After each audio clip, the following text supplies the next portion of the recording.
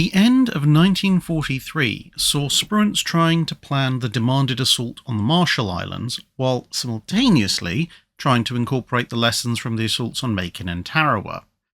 The Marshalls, as we've covered in the previous video in this series, were both largely unknown and expected to be heavily fortified.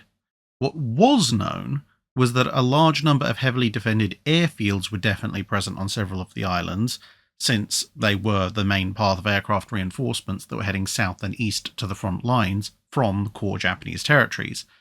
In particular, Eniwetok, the northwesternmost of the main islands and therefore the closest to Japanese core territories, seemed to have the largest amount of aircraft through traffic. Looming over this all was the major Japanese naval base at Truk, roughly 1,000 miles west of the central area of the Marshalls, but considerably closer to the more western of the islands. Serving as both a major airbase in its own right and hosting a large portion of the Imperial Japanese Navy, it was a potential thorn in the side of any operation that was caught trying to defend an amphibious landing. Three major questions therefore governed US decisions. 1. Which islands should they take? If there wasn't a pressing reason, then it wasn't worth losing lives and resources just to have the stars and stripes flying over yet another bit of random coral and sand. Wake Island, for example, had already been bypassed, and at this point in the war, it was almost just a live-fire test range for ships heading to and from the main combat areas, so there clearly was scope to bypass some of the less vital islands. 2. When should the attack take place? The Joint Chiefs had already given their deadline, but there was a question of if this could be met at all, and regardless of that, should they aim for simultaneous assaults or hit one island after the other with greater force per island, but giving each subsequent island more time to prepare. And 3. How exactly could the methods of assault be changed to avoid the bloodbath that had been Tarawa, especially since it was expected that the Japanese defences here would be more substantial. The Joint Chiefs of Staff wanted a simultaneous attack starting on the 1st of January 1944 and targeting at least 3 islands. Spruance divined that they probably meant Maloeap, Wache, and the largest, Kwajalein. I apologise for my pronunciation, I have no idea how they're actually supposed to be pronounced. And this would represent an assault coming in from the east of the island chain, finishing up in the centre. However, Spruance and pretty much every flag officer that he managed to rally around himself opposed this plan. It was far too soon, and it spread US forces too thin given what had just happened on Tarawa. Nimitz then passed along a new idea. Go straight for Kwajalein, and then release the fast carriers to the southwest Pacific to support other landings going on down there. Although Spruance and the other officers could support concentrating their resources on a single assault, immediately then divesting the fleet of the big carriers seemed rash. It would leave US forces holding only a single island, granted the largest one, or rather collection of islands, since Kwajalein is actually an atoll made up of several smaller islands, but still, it would be only one atoll out of the entire chain, surrounded by numerous enemy-held islands and atolls. It would also be within relatively easy striking distance of Truk, and it would now lack any major air cover. Instead, they wanted to keep the carriers and then start off with a 1-2 punch against Maloeap and Waterje, which would be easier to resupply in any case, since the former was the easternmost of the islands and the latter was right next to it. However, between the Joint Chiefs of Staff, King, and Nimitz himself, there was only a limited amount of headway that could be made. Spruance was told he would be taking Kwajalein or he'd be replaced, but he did manage to get some concessions. He was able to draw up assault plans for his more favoured targets to be used as backup in case they had to pull the plug on the main objective, and the date for the assault was also pushed back by about a month. Spruance wanted the 1st of February, but was told he had to go in on the 31st of January because pedantism. And at the suggestion of Captain Moore, they also included taking Majuro in the southeast of the chain, since it had a rather nice lagoon that would serve as an excellent fleet anchorage and also happened to be completely unblocked to the east by any further islands or atolls, and so would be, again, easy to resupply. Spruance wrestled over Christmas with how to approach the amphibious assault, until eventually he decided he was just going to adopt the same kind of policy that had seen him refuse various requests to spread US Navy forces thin in small groups. He would just gather the most overwhelming force he could get his hands on, and then suddenly appear one day out of the blue and hammer the defences like the fist of a particularly angry god of pugilism. In detail, this meant far more use of LVTs, since they had shown their ability to cross unexpected obstacles. The numbers that would be provided by this increase would give needed firepower and reinforcements in the event of more normal landing craft getting held up. The flag officers in charge of the assault would be provided with specialised command ships with extensive radio and other communications equipment, and he intended to extend his pre-assault bombardment from 3 hours to 3 days, since, after all, unlike assaulting a continental target or even a particularly large island where troops might be pulled from other areas to reinforce what was now obviously the target landing zone, there wasn't exactly anywhere for the defenders to rush reinforcements from once which particular part of these tiny islands was the landing zone became obvious. There was some friction, though. Although Spruance now got along fairly well with his amphibious commanders, his relationship with Admiral Towers was going down faster than a zero that wandered into the brackets of his fleet's anti-aircraft guns. Towers had gotten Admiral Pownall relieved of command of the carriers, and Admiral Mitcher was now put in charge. Spruance resented this for 2 reasons. Firstly, he didn't think Pownall had actually done anything wrong, and he suspected Towers of self-serving motives. And secondly, he still didn't fully trust Mitcher after Hornet's flight to nowhere at Midway. This was exacerbated by Spruance's insistence on using the carriers to provide extensive cover and support for the landing operations, which the more carrier-oriented admirals saw as subordinating the carriers to surface warfare and land-based tasks, whereas they, of course, wanted greater freedom of action to go off and hunt down the Japanese Navy, something Spruance had vetoed on the grounds that that was exactly what the Japanese Navy would want them to do, as it would then allow direct attacks on the landings while the carriers were off chasing ghosts. Ironically, Spruance, who was notionally a surface or battleship admiral, was rejecting the Mahanian idea of a decisive fleet engagement, and the notionally more progressive carrier or aviation admirals were the ones who were trying to seek it out. The idea also went against Spruance's objective of overwhelming force in a localized area.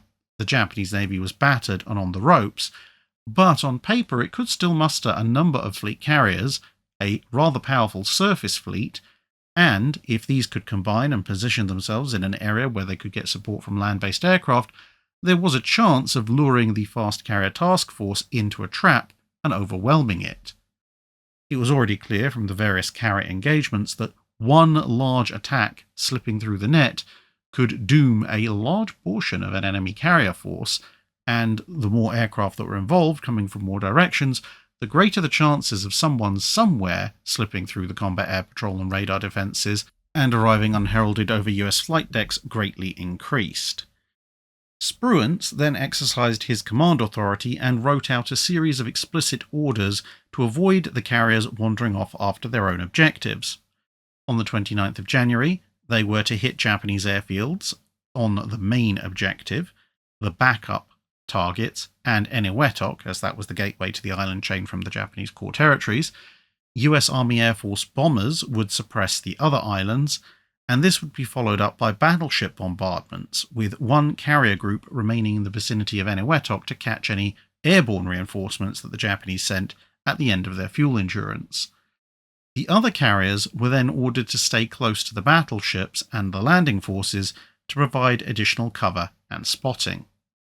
Spruance's 12 carriers, split neatly between fleet and light fleet carriers, 8 battleships and dozens of other warships, would hit Kwajalein with 22,000 veteran troops to overwhelm the 1,800 or so Japanese troops who were thought to be on the island, with just under 3,000 non-frontline personnel, mostly labourers, also expected to be present. Roy Namur, another island that was part of the Kwajalein Atoll, would be subject to the attention of 21,000 Marines, with their expected opposition being about 350 Japanese Army troops, 2,100 men associated with the airfields and aircraft, and about 1,000 labourers and such. Majuro, which seemed to be almost empty, would be taken by 1,600 troops, although this element of the assault would also have the reserves to hand, another 9,300 men who could be deployed to back up any of the operations if they ran into difficulty. As the initial attacks got underway, Spruance was observed to take an unusual interest in the operational orders that were being issued by the various task group commanders. However, he had fairly good reason to do this. After the arguments he'd had with the more aviation-minded officers during the planning stages, he suspected that some of them might creatively leave out parts of the overall plan in order to give their forces more freedom of operation. And sure enough, he found the carrier group that was heading for Roy Namur had nothing in its operational orders about the follow-up battleship bombardment that was supposed to keep the airfield non-operational after the carriers had initially disabled it, and, of course, this bombardment would require the carriers to stay nearby to provide air cover. In a rare show of anger, he wrote a very pointed message to the admiral in charge of the group and had it transmitted to them immediately.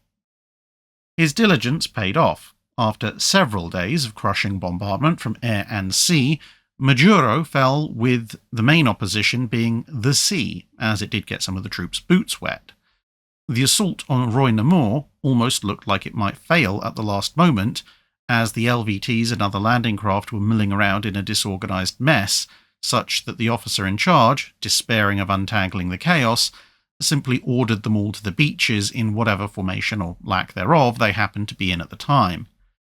This actually proved to be a wise choice, as the ferocious plastering of the island over the past few days had left the beaches pretty much undefended, as the Japanese troops had all taken shelter in far more substantial bunkers and dugouts inland.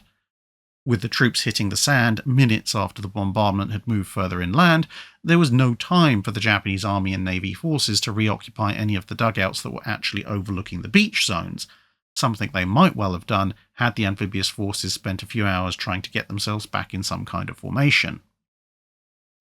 Casualties here would be barely a tithe of those suffered on Tarawa, the only slight annoyance being that the battleships Washington and Indiana managed to collide, which meant they had to be sent back home for repairs, although the seizure of Majuro now came in very handy, as it was a nearby safe anchorage for the two ships to patch themselves up before they set out across the Pacific. The Kwajalein assault likewise progressed fairly quickly, at least compared to Tarawa, and the two islands between them held about twice as many defenders as Tarawa, but overall resulted in only about a third as many US fatalities. The changes in assault doctrine and bombardment had clearly had some effect. In fact, so fast and effective were these assaults that the Joint Chiefs of Staff pulled their ideas of sending carriers south in the immediate aftermath to support MacArthur's operations, and instead authorised a follow-up assault on Eniwetok, which had been lightly defended so far, but had recently received a large contingent of Japanese troops, who were sure to be improving the island's defences. Spruance argued that a strike on Eniwetok was indeed possible, but he first wanted to neutralise Truk, since Eniwetok was comfortably within strike range of Truk's airfields. This request was also granted, and would result in Operation Hailstone, which we recently covered in another video. On the 10th of February, Spruance received a promotion to full admiral, the youngest officer to achieve that rank in the US Navy at that point in time, at the age of 57, and this placed him 6th in line of seniority within the US Navy. It also meant his term as Vice Admiral hadn't even managed to see out a full year. More sobering was a lesson on exactly why Truk needed to be neutralised. On the 12th of February, 6 elite Japanese pilots staged a night raid on Roy Namur, hitting a supply dump and the landing ships that were stocking it up. The resulting apocalyptic explosions took out a number of the supply vessels and over 80% of all the available supplies, as well as leaving around 150 killed or wounded. This forced the garrison to go on to emergency rations for about 2 weeks, until new supplies could be organised. Thus, now sailing aboard USS New Jersey, Spruance led the assault on Truk, while the landings at Eniwetok got underway free of the threat of Japanese aircraft. Impressed with Mitcher's handling of the Truk strike, Spruance appears to have decided he could trust him now, and released him to take the carriers off to raid the Marianas, while the New Jersey headed back to Kwajalein, with reports from Eniwetok being filtered in via radio. Although somewhat more costly than the assaults on Kwajalein and Roy-Namor conducted a few weeks earlier, in part because the Eniwetok atoll was actually made up of several small islands which had to be taken one by one, and also because the recent reinforcements meant that although the defenders were still heavily outnumbered, the concentration of defenders and heavy weapons was still quite high. Still, the casualties from the assaults on all four atolls were all combined well short of what Tarawa alone had cost the US, and the post-battle analysis showed that if they'd waited a few more months, which was the original Joint Chiefs of Staff plan, the cost on Eniwetok would have been exponentially higher. The situation had been dramatically helped by the fact that one of the major supply ships loaded with ammunition and heavy weapons for the Japanese troops on Eniwetok had gone up in a massive fireball during the attack on Truk.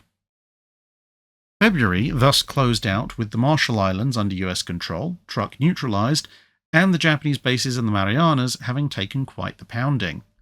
About the only downside to the whole thing was that Spruance and his various subordinates had actually done such a good and rapid job that there wasn't any follow-up plan. The Joint Chiefs of Staff had thought it would take a lot longer for the marshals to be occupied, and therefore thought they had more time to work out what they were going to do next. Now, that didn't mean, of course, there weren't a lot of ideas out there already. MacArthur, naturally, wanted Spruance's fleet to help him in his ambitions to take all of New Guinea, under his command, of course.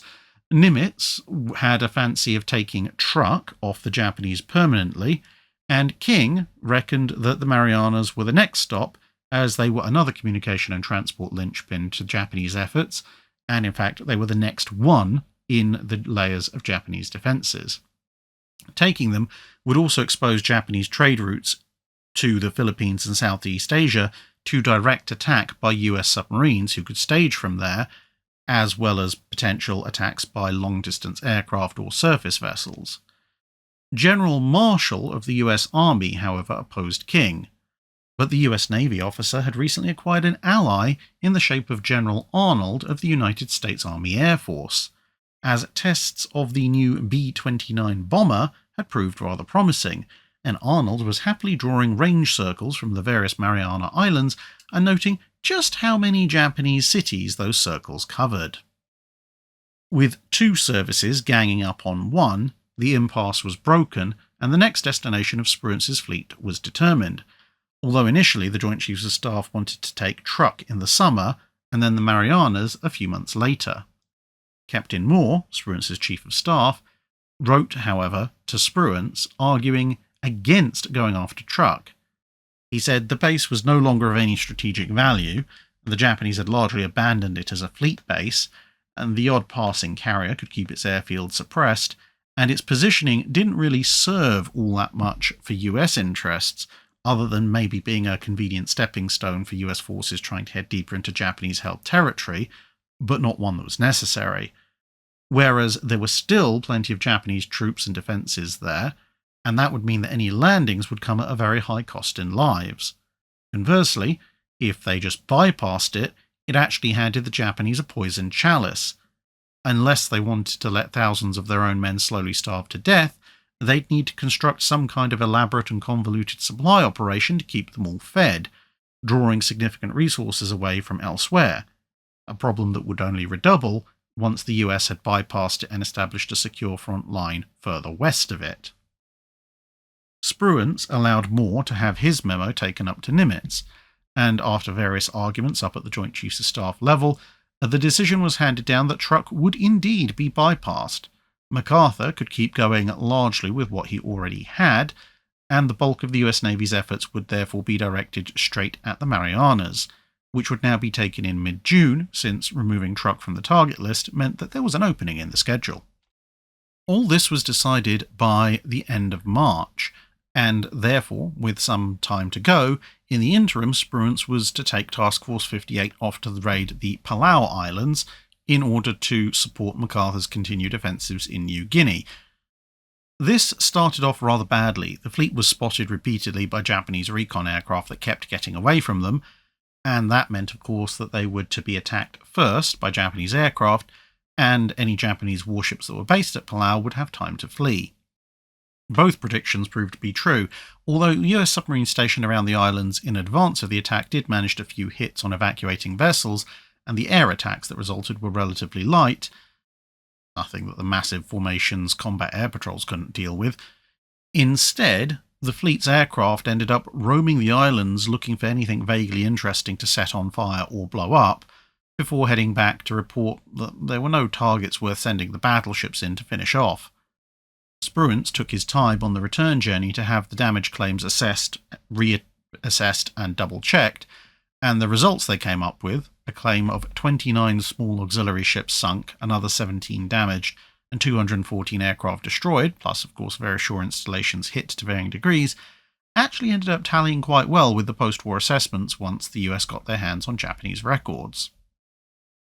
The carriers were then given some time to rest, refuel and rearm before they were sent back down to northern New Guinea for another supporting operation to keep MacArthur happy, but Spruance had the Mariana's operation to plan, and so he left New Jersey for his prior flagship, the cruiser Indianapolis, and set off back for Pearl Harbor. At this stage, unfortunately, Spruance was told that he and Captain Moore would soon have to part company. This was for two reasons. Firstly, as a 4-star, Spruance's chief of staff should ideally have been a rear admiral, and King absolutely refused to promote Moore from captain, for reasons best known only to himself. Secondly, King had decreed, in an effort to smooth over the growing tensions between the surface and aviation sides of the fleet, that a battleship admiral had to have an aviation-minded chief of staff, and vice versa. Spruance had fought the inevitable for some months, taking advantage of the multiple operations and the tactical requirements of these for radio silence to dodge increasingly insistent missives from Washington, D.C., but there was a limit to what he could do. Moore was bound for the Joint Chiefs of Staff as an assistant, while Spruance was left to pick from a shortlist selected by King for his replacement, from which he chose Rear Admiral Arthur C. Davis. But until Davis reached the front lines, Moore would remain, which meant he'd be there for the single largest action of Spruance's career. In contrast to previous targets, which had largely been the sandy tips of volcanic atolls with the occasional coral reef, the next set of objectives, Saipan, Guam, and Tinian, were actual proper full-on islands of relatively considerable size, with over 60,000 troops and many civilians present. In turn, the US forces that were committed now numbered over 600 ships with 127,000 troops available for the landings. The order of attack was Saipan first, then Guam, and then the Saipan force would move over to hit Tinian once Saipan had been secured. Land-based aircraft would occupy the Japanese aircraft in the Caroline Islands near Truk, while the carriers were to stay close to the landing forces. By now, US intelligence reckoned the Japanese Navy might have anything up to 9 carriers ready to confront the invasion. Spruance didn't initially think the Japanese Navy would attack. MacArthur's recent operations had actually offered a far more tempting target, and the Japanese Navy hadn't gone after them, so why would they attack the Fifth Fleet, which would be so much stronger? Nonetheless, he made preparations just in case, and that was just as well, since it turned out that part of the reason that MacArthur's forces had been left alone was because the Japanese had worked out the Marianas would be next on the US Navy's shopping list, and were gathering their strength specifically to counter this assault. As the massive armada prepared to sail, quite a number among them were interested in reading about the Normandy landings, which were occurring at that moment on the other side of the planet.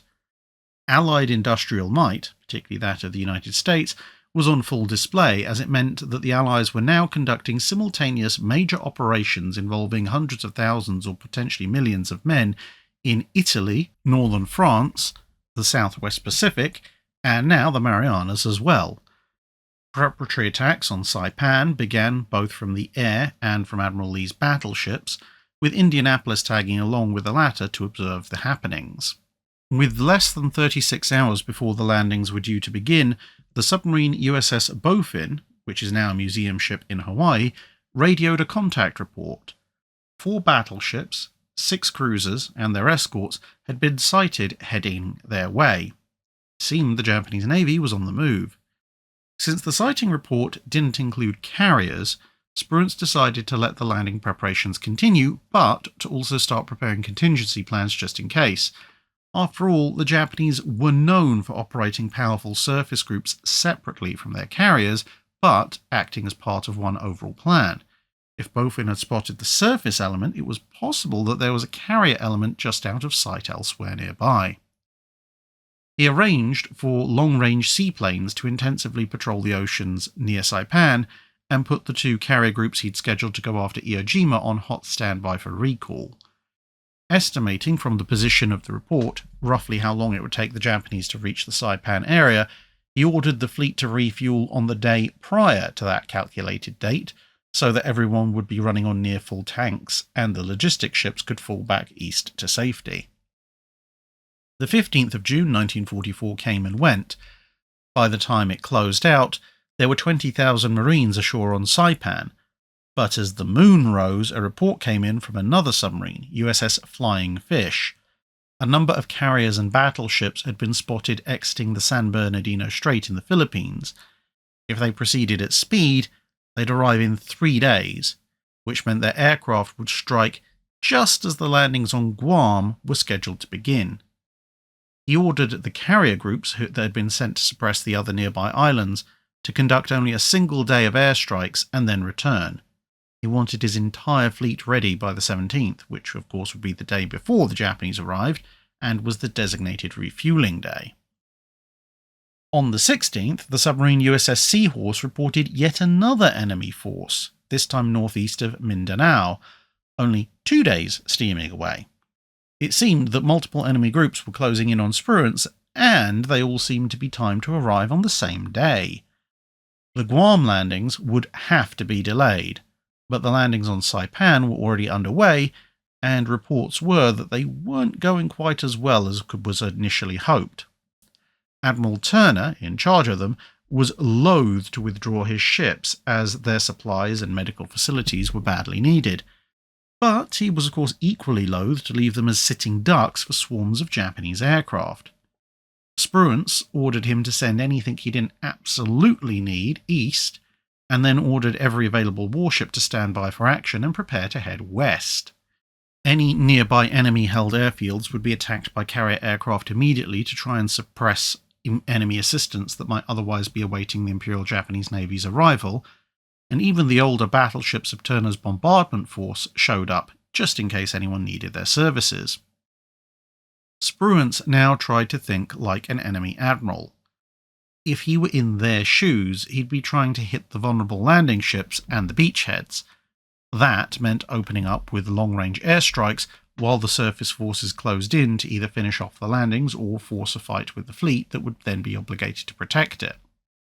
He also anticipated that the Japanese might try and split their forces to sneak around him.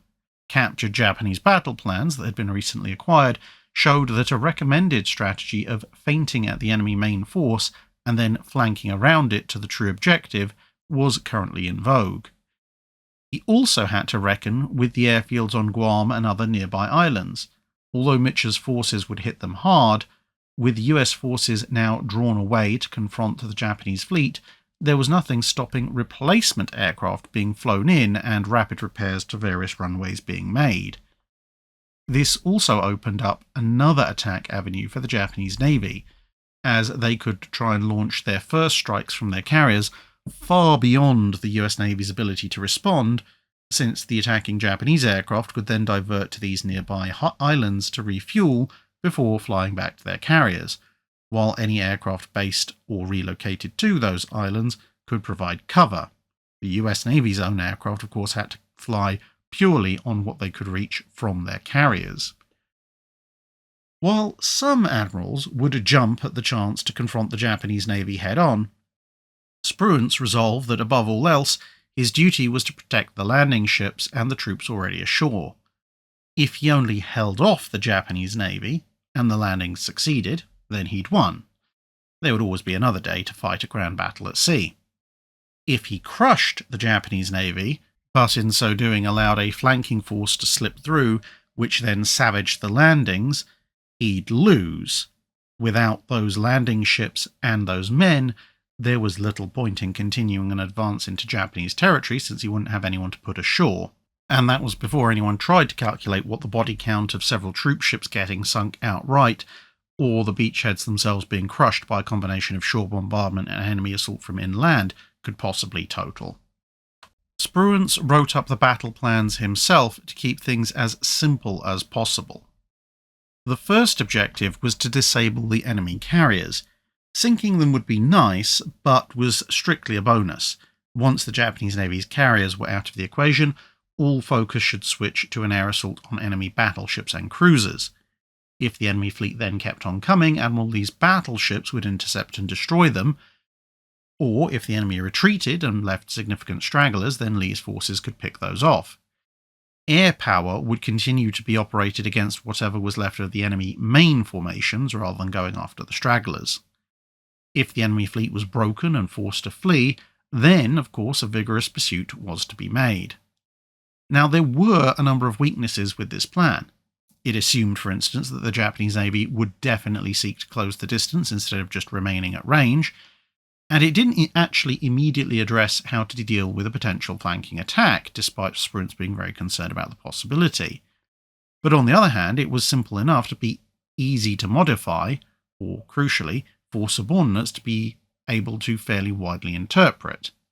Indeed, later that evening he told both Admirals Mitchell and Lee that while he would issue general directives as needed, the details would be left to them as the carrier and surface force admirals to work out.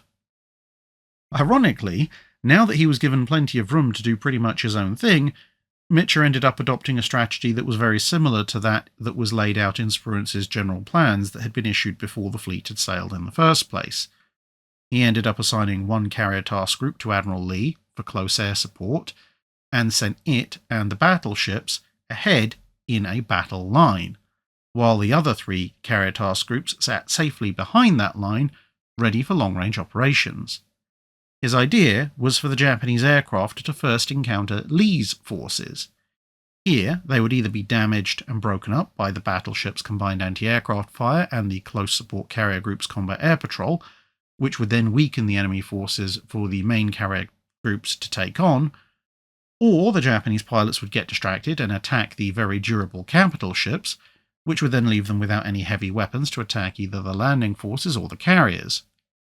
If the enemy then tried to follow up with a surface action, well, Lee's ships were the correct ships to deal with those.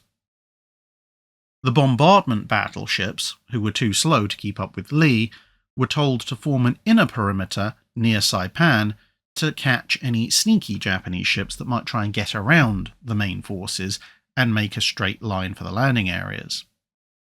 That evening, the submarine Kavala, which is also now a museum ship, albeit in a much altered Cold War form, reported that the Japanese ships appeared to be dancing at the edge of their engagement range, rather than seeking to bull rush the US formation.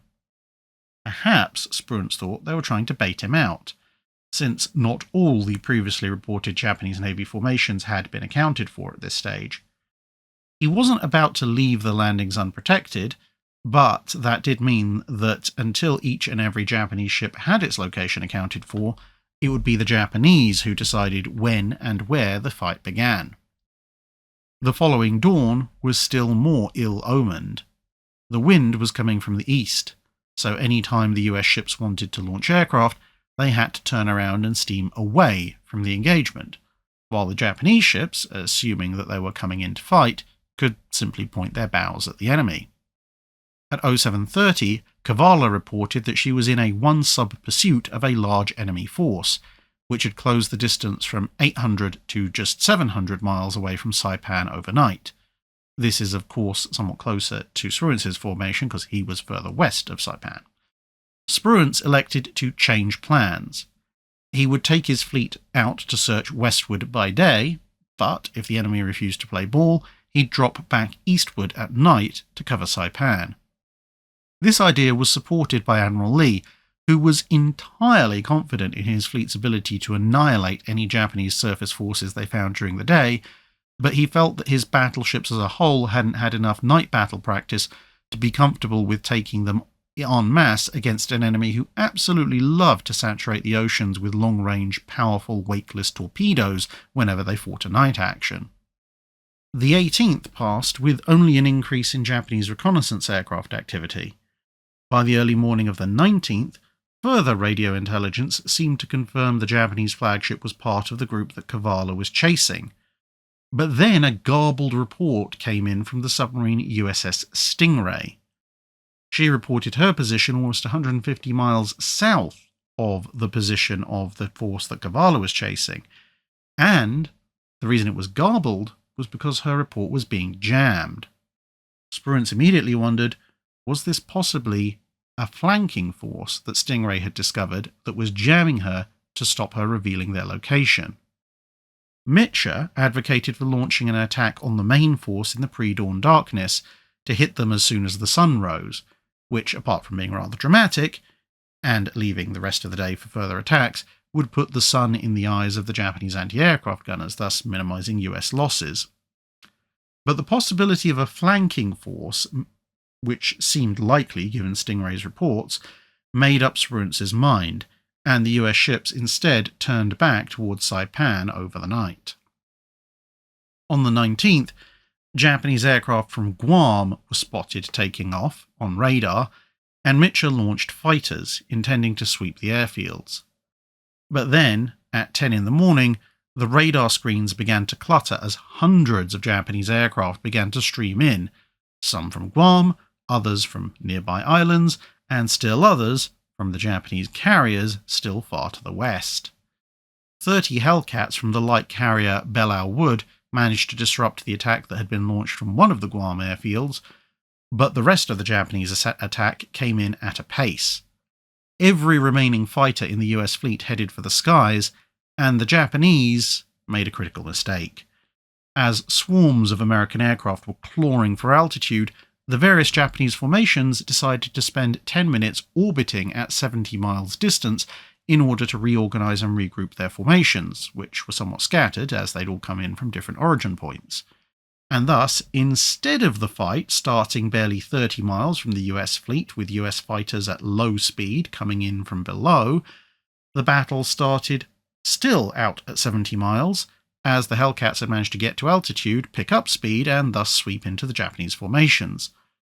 The survivors of this assault went after Lee's battle line, just as Mitscher had planned, and they duly suffered for it. About an hour later, another attack wave came in.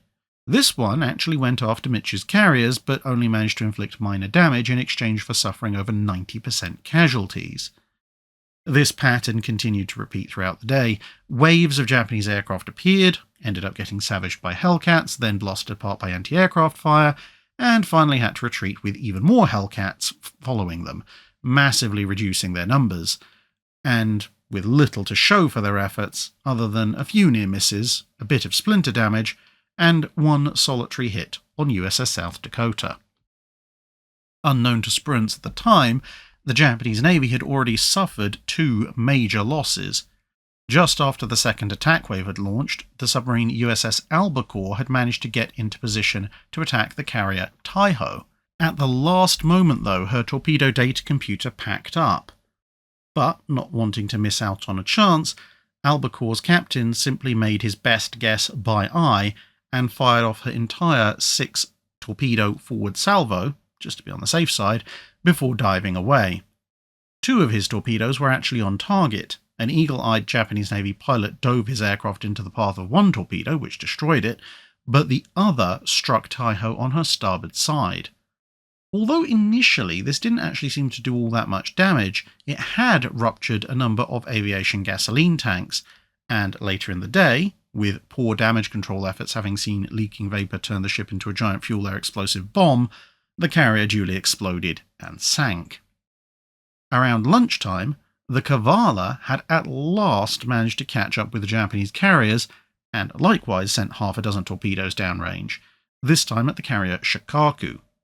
3 out of 6 hit, and soon the carrier was ablaze from stem to stern.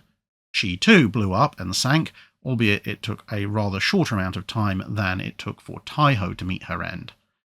And thus, by the end of the day, although not a single American dive or torpedo bomber had actually left the flight decks of the carriers, the Japanese Navy was down by 2 large fleet carriers and almost 400 aircraft from various places.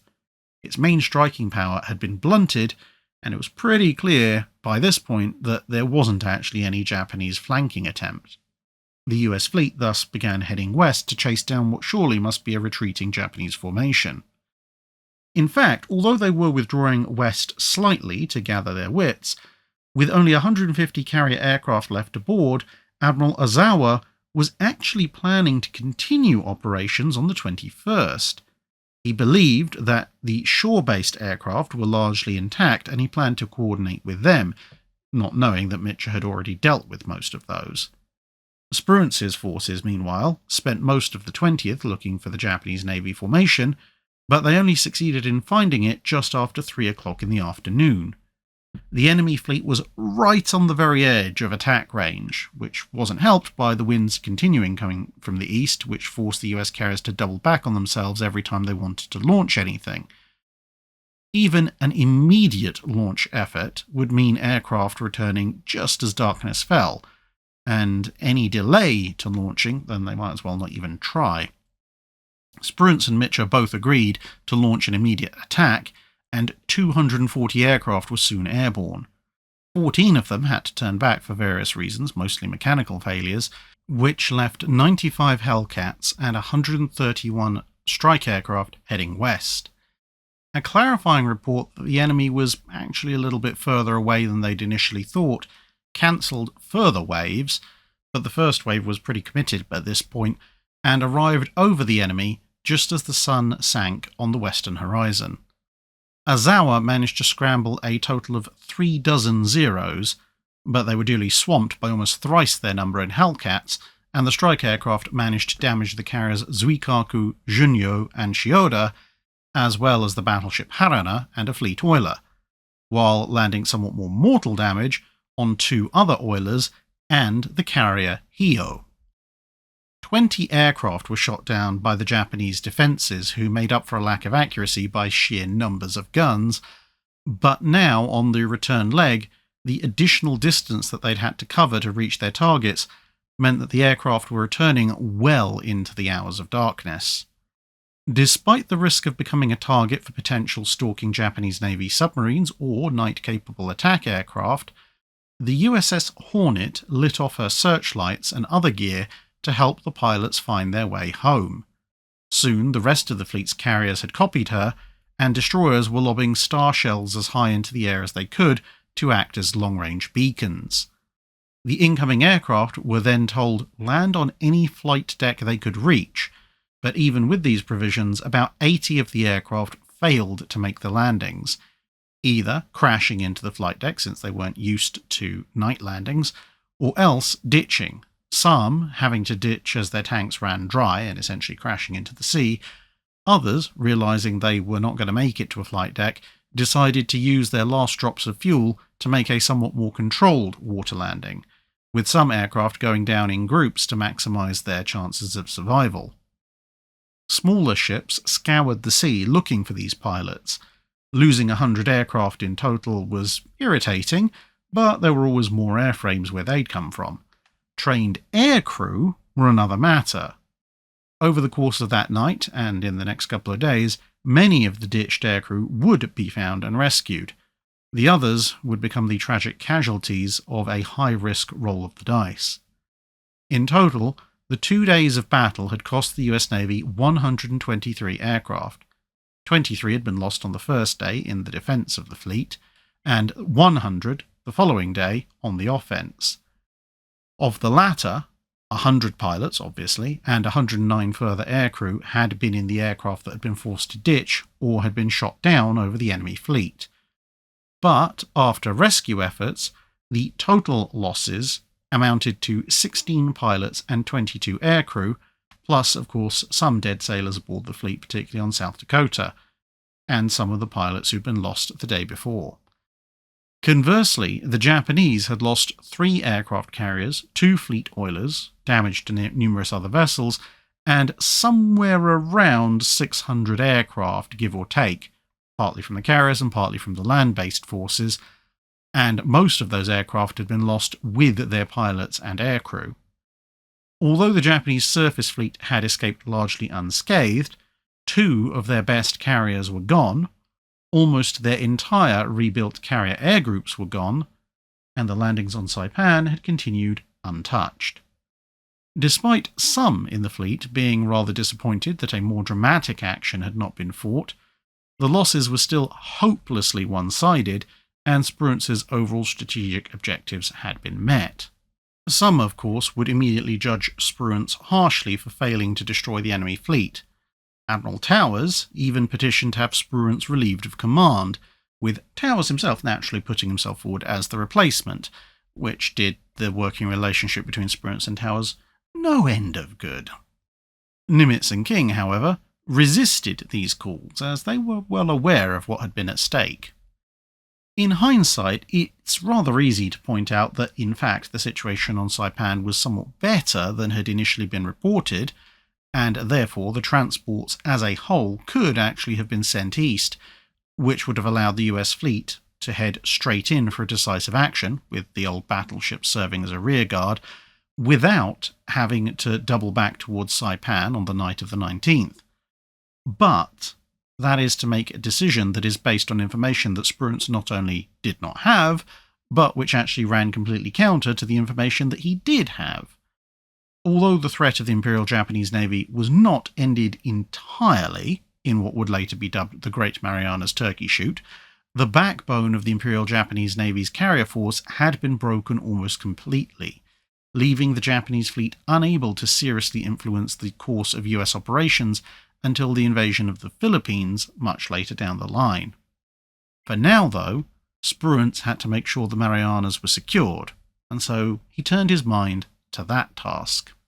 That's it for this video. Thanks for watching. If you have a comment or suggestion for a ship to review, let us know in the comments below. Don't forget to comment on the pinned post for dry dock questions.